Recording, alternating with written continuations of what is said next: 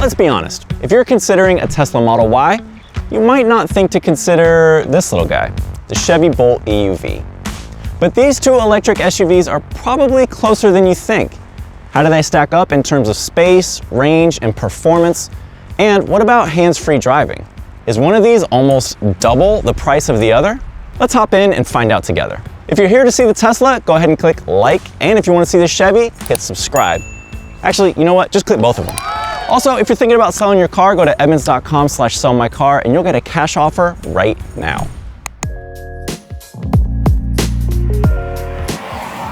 When most people think EVs, they think Tesla. But there are good reasons to look for alternatives. I mean, first, have you tried getting a Model Y lately? As of this shoot, you're looking at a wait somewhere between 3 months and 7 months. And just in the last year, Tesla has raised the price of the Model Y by $14,000. Now, base versions of the Model Y are starting just shy of 70 grand. Well, let's talk Bolt. Hasn't been a perfect year for Chevy either. After a rocky launch that involved fires and a recall blamed on the battery supplier, yeesh, Chevy has cut the price of the Bolt EUV by as much as 6 grand. Now, base versions are starting at just over $28,000, and that's including destination fees. That's one heck of a nice olive branch when most vehicles are still selling for over MSRP. In fact, our Edmunds data shows that the average vehicle on sale is going for about $47,000. That means that this fully loaded Bolt EUV costs considerably less than the average new vehicle on sale today. And that's before incentives kick in. Oh yeah, that's the other thing. The federal EV tax credits just got a lot more complicated, but the good news is that both the Bolt EUV and the Tesla Model Y will benefit. You should click the link in the description below to get the full nitty-gritty on how you can potentially save thousands on either one of these vehicles. EUV stands for Electric Utility Vehicle, and this model is the bigger brother to the standard Bolt hatchback. Now, Chevy says this is a utility vehicle, but we still consider it more of a hatchback. I mean, for one thing, it doesn't offer all-wheel drive. And for another, even though the Bolt EUV is about 6 inches longer than a regular Bolt, it actually has less cargo space. That's right, the smaller Bolt has slightly more storage space than the Bolt EUV. Weird, right? And yet, the Chevy is only about an inch shorter in height than the Tesla and has nearly the same rear seat room. It may not match the Model Y spec for spec, but the Bolt EUV has a certain user-friendliness that we'll get into later. And don't forget, it's roughly half the price. Meanwhile, the Model Y looks both simpler and more expensive. Now, part of that is because it has a much cleaner, more aerodynamic design, but it's also because it has bigger wheels. 19s come standard on the Tesla versus 17s on the Chevy. For most people, the Model Y is definitely the go-to model in this segment at this point. Now, you'll probably see a lot more of them on the road, and that's great if you want to be part of the Tesla crowd, but not so much if you're looking to stand out. Think of it like this. The Tesla interior is ultra minimalist. And by that, I mean there are basically no buttons anywhere. So by comparison, the Bolt EUV interior is pretty normcore. But that does have its advantages. For one thing, it's easy to get in here and immediately know how everything works and where to find the control that you're looking for. And for another thing, we find that the build quality in here is at a higher level than the Model Y. And by that, we mean things like tighter panel gaps and comfortable materials.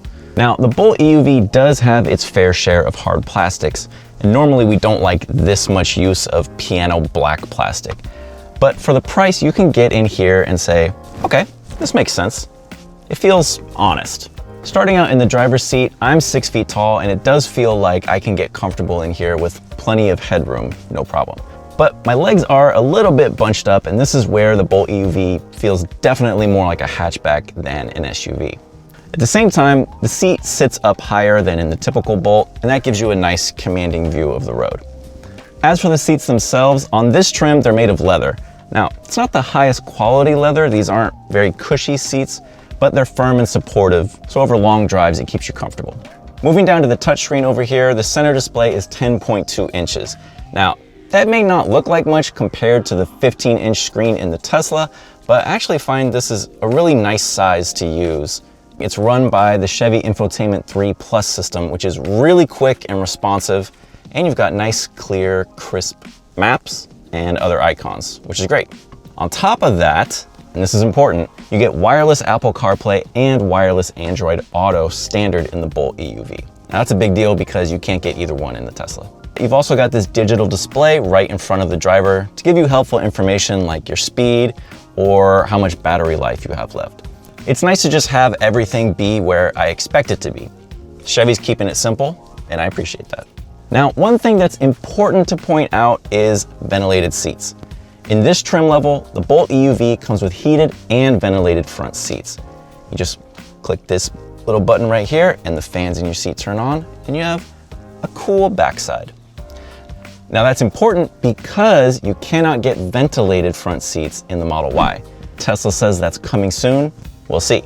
For the Bolt EUV, it's here right now. On top of that, storage space is kind of limited. You've got a center console with a decent sized cubby. It's okay. And then there's a kind of a tray between the two front seats for handbags and purses and things like that. Finally, you could take your smartphone and slot it into this little space, and there's even a wireless charging station down there. Now, here's what you need to know about the Tesla interior. A lot of people consider the Model Y a luxury vehicle, but that ain't because of its interior. The first thing you notice is that clean, unfiltered look because there aren't any buttons or controls anywhere. Just that giant 15-inch screen dominating the landscape. And it's pretty cool. Lots of awesome functionality. Just remember, you're not gonna get Apple CarPlay or Android Auto. So while it doesn't have that, like other Teslas, the Model Y does have a large, varied spectrum of apps, games, streaming movie possibilities, all kinds of cool stuff that will surprise and delight the people that you bring into your car. It's also got a sense of humor. Getting into the Bolt EUV is nice and easy, but you do have to duck just a little bit under the roofline, and that's because of that straight design. One nice thing though is that you don't have to step over anything to get your feet in there. The floor is really flat and it continues all the way out.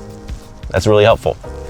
Once you're in here, got pretty nice legroom, and this is where the bulk of that extra size in the Bolt EUV went to, giving you extra rear legroom, and it pays off.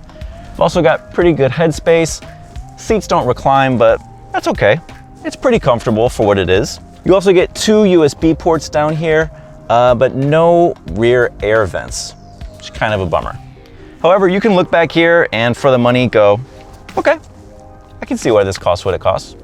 As for the Tesla, it's a little bit easier to get inside because of that dome shape. You don't have to duck hardly at all, but you do have to step over to get your feet inside just a little bit.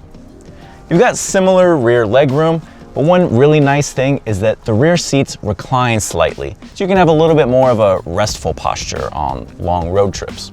You also get two USB ports, but you do get rear air vents, which is very nice in the Model Y. When you're driving the Bolt EUV, you get the sense that it could do most of the things that the Tesla can do. It just does them a little bit slower and with less enthusiasm and for not as long. But you don't get a feeling that you're missing out a whole lot when you're driving the Bolt EUV. And the brakes feel fine. They've got a nice natural feel to them. The regenerative brakes continue to feed more energy back into the battery automatically as I'm driving. And I can even adjust the strength of them using this paddle right here on the steering wheel all the way down to being able to do one pedal driving. And that simply means that anytime I come off the accelerator, the car is slowing itself down. And talking about braking is a good way to illustrate the way that the Bolt EUV drives.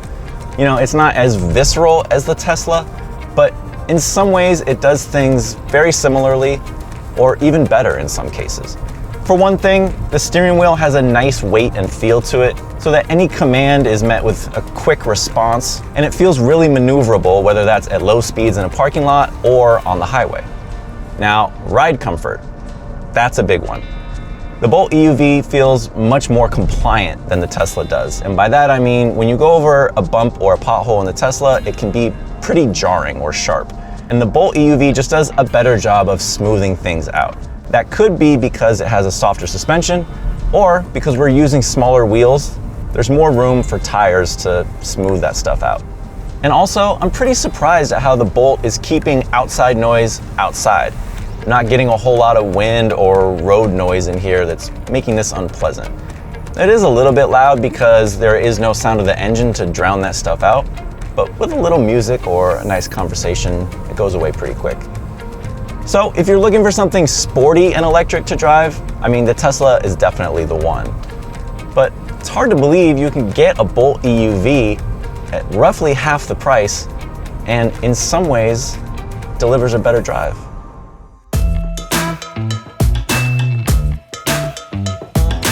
Now would be a good time to talk about range and charging. I mean, performance and sporty driving is fun and all, but this is the stuff that's going to affect every EV driver every day.